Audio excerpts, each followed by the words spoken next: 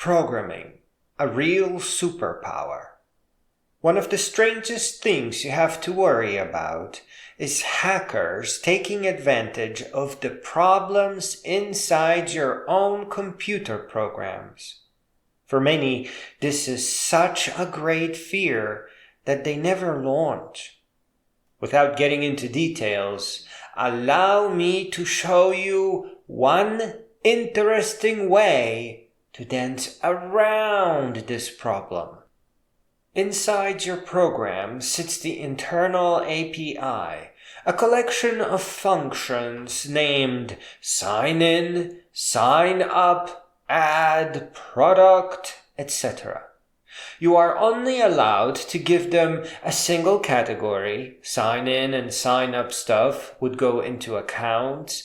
addProduct, buyProduct would go into sales.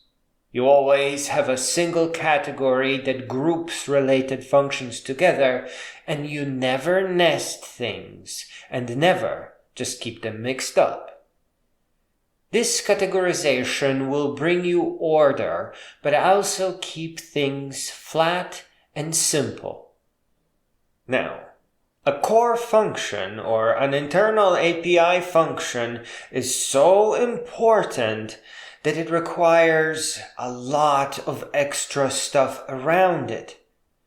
User permissions for one, which is whether the group that the user is in contains a permission that the given function is just about to ask. So when you are programming the part of the system where a user is added, make sure the user can belong to a series of groups. Then make a list of all the groups in your system and give them plain words like can buy, can delete account. Later, you can expand this with a hierarchy of groups, as in superuser inherits administrator permissions, which inherits the user permission, which inherits the anonymous user permission. But the simpler your internal politics, the better. Just because it is possible to make something more efficient, it does not mean that the added complexity is a good idea. And then make a rule system on top of the permissions, where every rule is an input validating function such as strong password, valid product ID, user account active, or under the rate limit.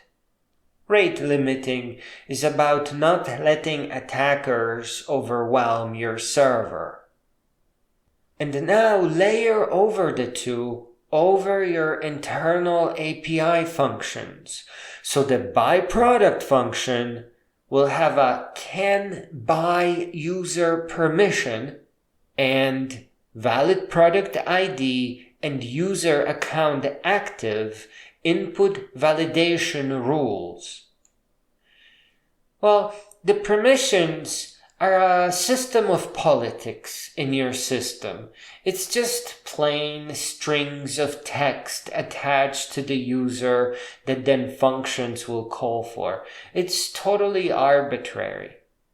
And then input validation is about validating what the hacker is sending your way, or the user. So making sure that it fits within the parameters of your program. User permissions and validation rules are two different things that we are sort of clumping together. They are meant to be confusing. They are meant to be reinvented by you. You just have to sit down and try to implement a permission system for your users, and then some kind of a fancy thing that will validate all the inputs to your functions. Don't waste your time learning an existing system. That's for later.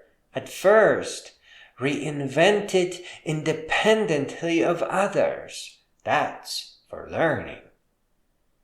Here you can see how just having a buyProduct function, which is so important and so cool that you can make a purchase in your program, it's really the core feature, the main thing.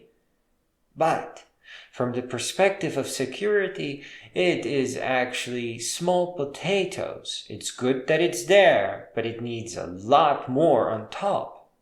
You need active countermeasures against hackers, a user permission and function input validation wrapper. But to get the full picture and actually see all of this working, you now need to create some very unusual and seemingly unnecessary user interfaces or miniature apps. These aren't normally associated with internal API development, but they will absolutely prove to you that your system is safe enough to put on the internet. The first user interface is a firewall-like display of your internal API functions. Row by row, everything that can get executed is listed right in front of you.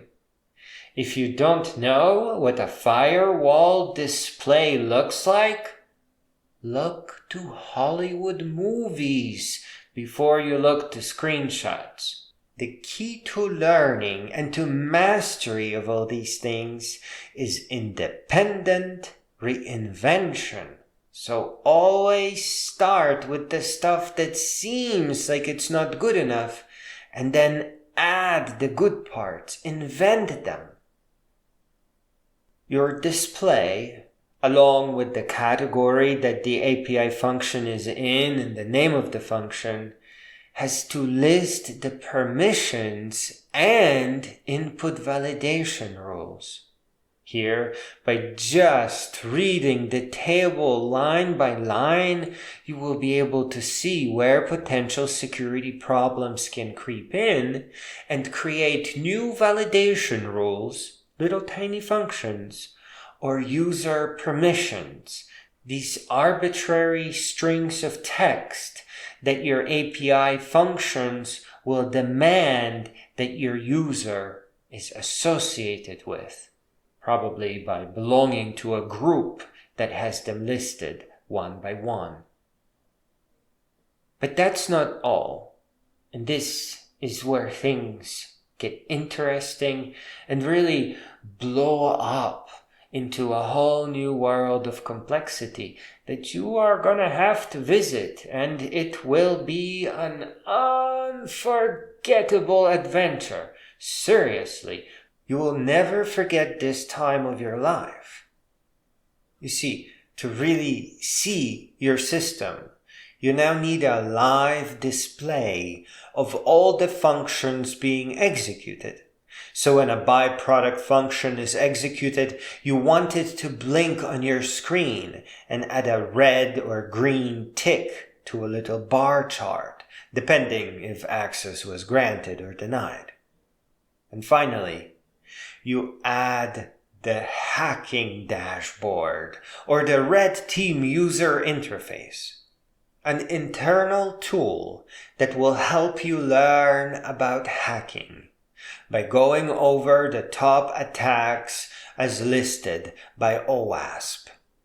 Here you will learn about the threats you face while creating small test applications that run simulated attacks and light up your live dashboard red.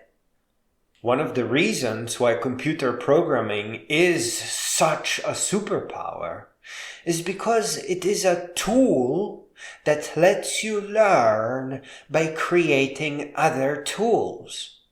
You will discover that the act of creating tools is often like taking a microscope to whatever trouble you are facing. Aside from giving you the ability to analyze and visualize everything, the world of programming is an unstoppable torrent of knowledge and great ideas. If you aren't sure if you should learn programming or aren't really sure where to start, try P5JS, which deals with graphics and is really inviting. Svelte, which gets you programming user interfaces. SvelteKit, which gives you the ability to run stuff on a server. And later, Node.js, which lets you build programs like SvelteKit. The world of programming has no limits. If you let it, it will help your imagination flourish and your brilliance shine.